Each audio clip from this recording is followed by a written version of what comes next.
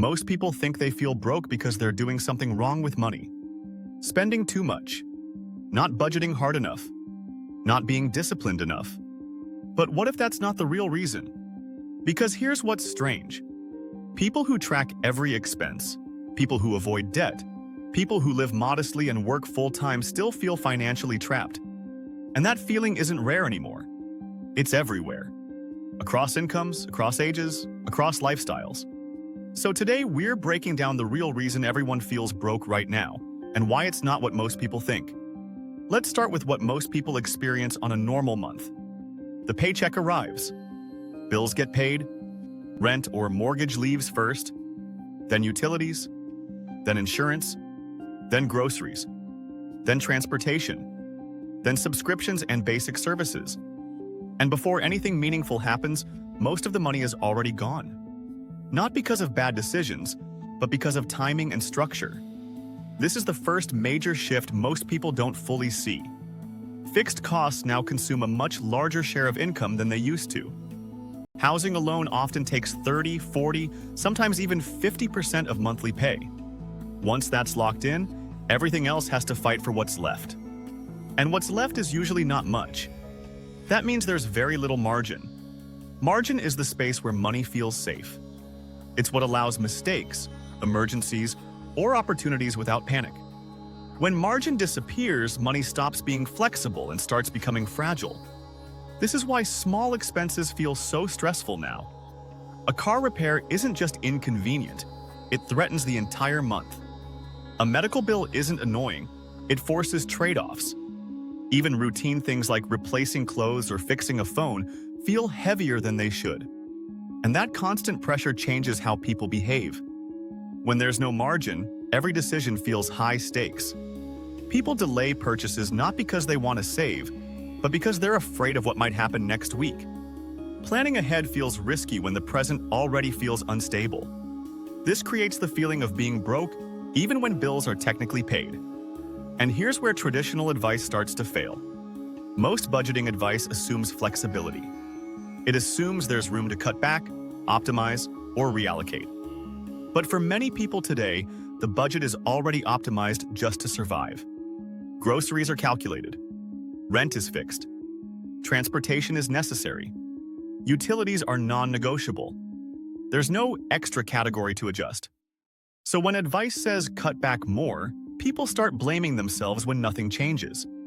They assume they lack discipline or motivation, when in reality they're already operating at the limit. That leads to frustration, burnout, and eventually resignation. And this is where things get more complicated. When people feel trapped financially, they start looking for exits. Not upgrades, exits. Some take on second jobs or side hustles, hoping to regain control. Others look online for faster ways to make money. Some turn to aggressive investing strategies they don't fully understand. Others try risky income methods, gambling, or even illegal shortcuts. Not because they're reckless, but because the traditional path no longer feels safe enough to trust. This is an important insight. A system without margin pushes people toward risk.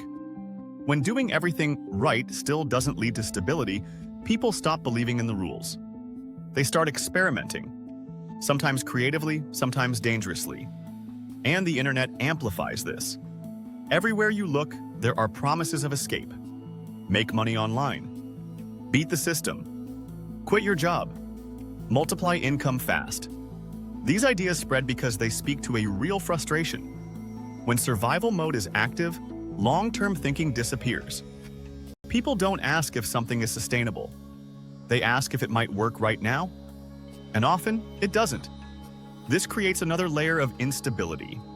Losses, stress, disappointment, and even deeper financial pressure, which reinforces the original feeling of being broke. This is how the cycle feeds itself. More pressure leads to more risk.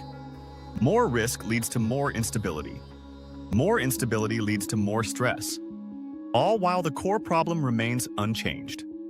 And here's the psychological piece most people underestimate. Feeling broke today isn't just about money. It's about uncertainty. When you don't know if next month will be manageable, your brain stays in survival mode. You hesitate to plan. You avoid long-term goals. You delay decisions that could improve your life because everything feels fragile.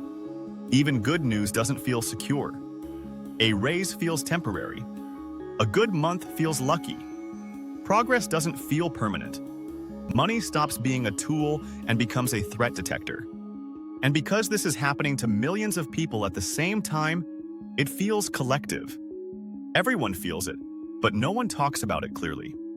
This also explains why advice from a decade ago feels disconnected. Strategies that worked when housing was cheaper, healthcare was accessible, and costs rose slowly don't translate well into today's environment. The rules changed. The structure changed. But the expectations didn't. So people internalize failure instead of recognizing systemic pressure. The truth is, most people don't need more discipline. They need awareness of the environment they're operating in. They need systems that acknowledge reality, not theories that assume flexibility. When income is stretched thin, optimization alone doesn't create relief. It creates exhaustion. Hustling endlessly doesn't solve a lack of margin. Budgeting harder doesn't fix structural imbalance. Understanding this doesn't magically solve the problem, but it does change the narrative.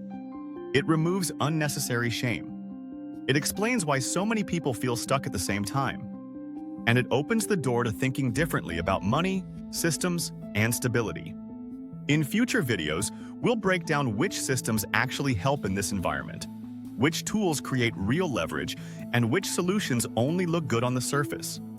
Because if the problem isn't effort and it isn't spending, then the real question becomes this: if the system is what's creating the pressure, where do you start changing your position inside it? Let me know what part of this feels most real to you.